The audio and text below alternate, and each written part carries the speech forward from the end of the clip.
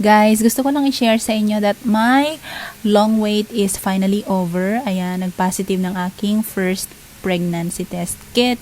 So, ayan, hindi pa ako nakontento. Bumili pa ulit ako ng isa. And this time, yung asawa ko naman ang nag-test. Ayan, nakita niya, pregnant talaga. And bumili pa ulit ako ng isa, yung tig-piso. Ayan.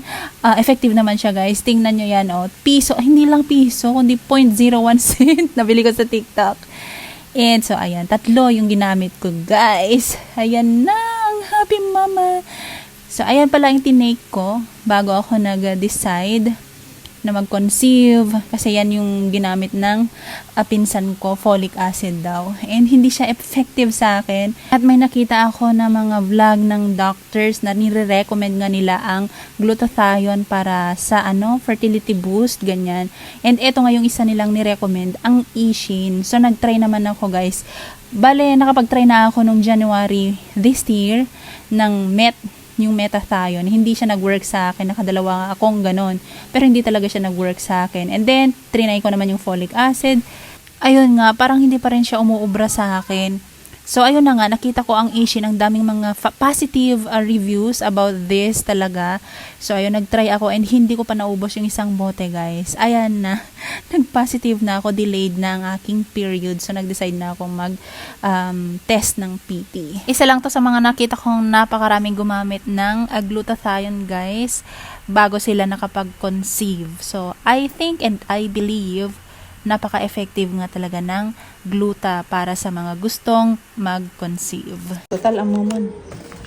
Gift for you. Yeah, ito. Luluktam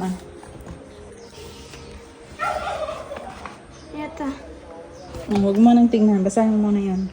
Hi, Ate Kane. Advance happy graduation. I hope you will be a good ate to me. I love you, Ate. Congratulations. Sabing you, ading bunso.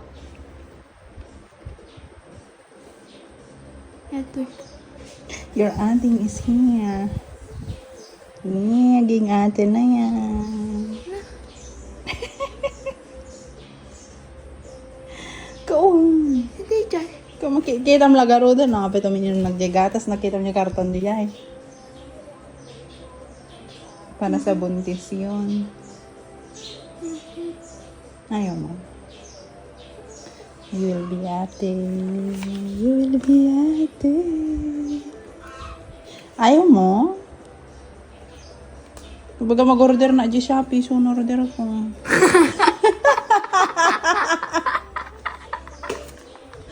Come on.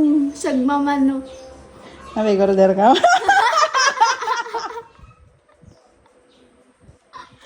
Ni?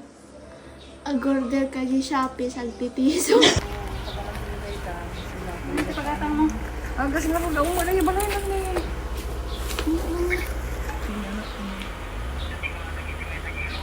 Manok! Ay, hanong baro. Di mga na date ito. Na-date mo lang. Nya pa. Ay, di na, lay ka lang. Ano pag tong harod pa ng babae na lalaki? Ay, masikog ka. Yung reaction na. Wala babae lalaki ko naman. Lalaki, Ruel. May masikog ka nun. Lalaki, Ruel. So, ayun nga guys, after 12 years na nasundan ng aking panganay and bunso na rin kaagad. So, I'm on my second trimester, 19 weeks, based ito sa last men's period or LMP. Pero sa ultrasound, nasa mga 17 to 18 weeks pa lang. And team March pa rin po tayo. March yung panganay ko, March pa rin yung bunso ko, di ba? Same month. So, ayun lang. And para sa mga kapwa nanay dyan na nagbabalak magbuntis or kapwang buntis ngayon, ayan, asahan nyo mag-upload po ako ng marami pang updates ng aking pregnancy journey kasi hindi ko ito nagawa nung panganay ko kasi wala akong cellphone noon, wala akong mga ka-record about my pregnancy journey. So, ngayon, gusto kong bumawi. So, ayun guys, asahan nyo na mag-upload din po ako ng mga SSS tutorials, ganyan, kung paano ako nag-notify sa SSS, tsaka paano yung mga bayad, ganyan, para may makuha tayong SSS maternity benefits. So, yun lang po and see you on my next vlog. Bye!